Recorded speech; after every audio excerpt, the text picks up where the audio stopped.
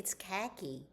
Just got home from work, another late night. I wanted to talk about something that I think is on a lot of people's minds this time of the year: how to make it through the holidays as a bariatric patient. It can be very challenging, especially if you're in a new post op stage. I remember I had my gastric bypass the day before Thanksgiving in 2022. So Thanksgiving was really no problem. I just got home from the hospital that day.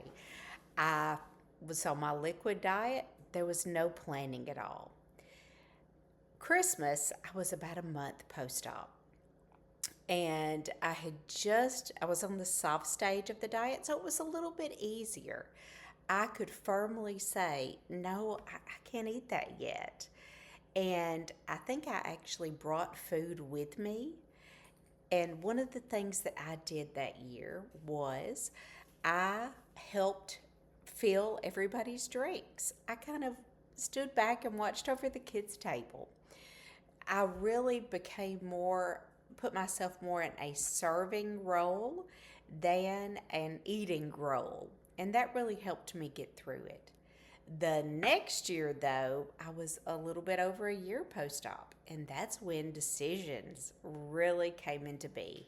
I could eat a little bit more.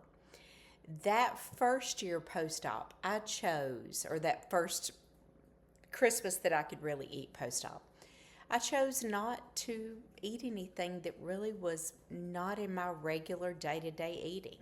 I didn't allow myself anything extra, mostly because at that point I was still really getting sick if I ate anything that was out of the norm for me. Year two, after surgery, I was able to allow myself a little bit of indulgence. I still got kind of sick though. So this year, I am planning on really. I ordered a cake from one of my patients that does catering. And at Thanksgiving, I allowed myself a very small piece of it. Everything else, I ate just like I always do: protein first, green vegetables, really nothing out of the ordinary for me. And I'm going to have a very small piece of cake. Then I'm going to go back to my regular way of eating. I think for myself, one of the problems that I've always had with holidays, Ace is talking to me. Hang on.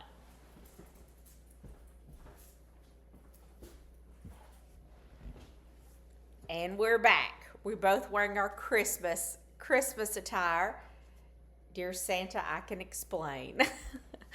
But I know in the past for me, one of the things that I have really done during holidays is it wasn't a holiday for me. It was a holiday week. It was a holiday year. It was a holiday month.